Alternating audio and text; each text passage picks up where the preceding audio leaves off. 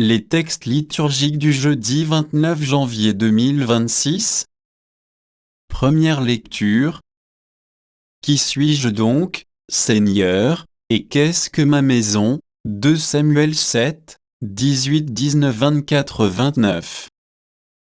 Lecture du deuxième livre de Samuel. Lorsque le prophète Nathan eut transmis à David les promesses de Dieu, le roi David vint s'asseoir en présence du Seigneur.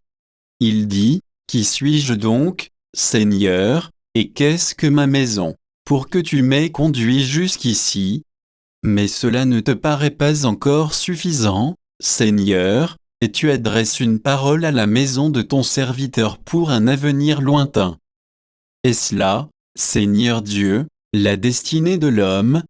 Pour toi, tu as établi à jamais ton peuple Israël, et toi, Seigneur, tu es devenu son Dieu.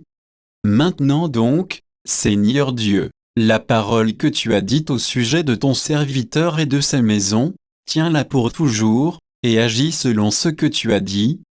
Que ton nom soit exalté pour toujours, que l'on dise, le Seigneur de l'univers est le Dieu d'Israël, et la maison de ton serviteur David sera stable en ta présence.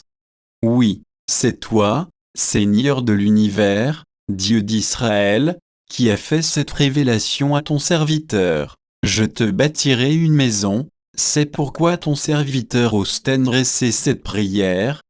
Seigneur, c'est toi qui es Dieu, tes paroles sont vérité, et tu as fait cette magnifique promesse à ton serviteur. Daigne bénir la maison de ton serviteur, afin qu'elle soit pour toujours en ta présence.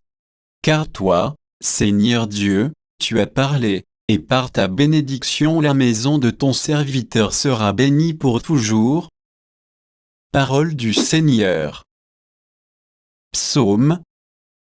Psaume 131, 132, 1, 2, 3.4 à 5, 11, 12, 13, 14. Souviens-toi, Seigneur, de David et de sa grande soumission quand il fit au Seigneur un serment, une promesse au puissante de Jacob.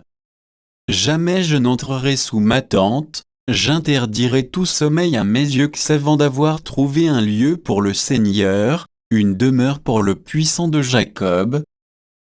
Le Seigneur l'a juré à David, et jamais il ne reprendra sa parole. C'est un homme issu de toi, que je placerai sur ton trône. Si tes fils gardent mon alliance, les volontés que je leur fais connaître, leurs fils, eux aussi, à tout jamais, siégeront sur le trône dressé pour toi. Car le Seigneur a fait choix de Sion, elle est le séjour qu'il désire. Voilà mon repos à tout jamais, c'est le séjour que j'avais désiré. Évangile. La lampe est apportée pour être mise sur le lampadaire. La mesure que vous utilisez sera utilisée pour vous. Marc 4, 21-25. Évangile de Jésus-Christ selon saint Marc.